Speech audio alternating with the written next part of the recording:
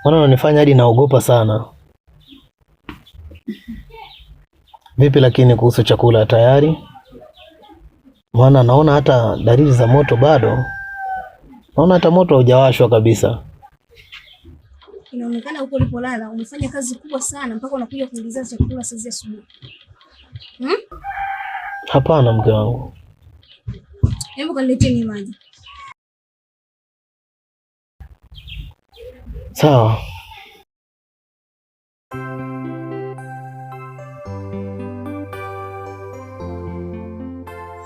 Haunielewi? Kwa hiyo mnajizima data. Wewe na mwanao nyewe wote mnajizima data, haunielewi. Kitu gani usichokielewa? Mwanao anakuja pale na Lina pale nyumbani kwako kabisa, afu unasema uelewi. Unajua ila mnaficha. Sasa sijui mnataka mumle nyama, mnataka mfanyeje? Mimi ndo nilishaongea hiyo.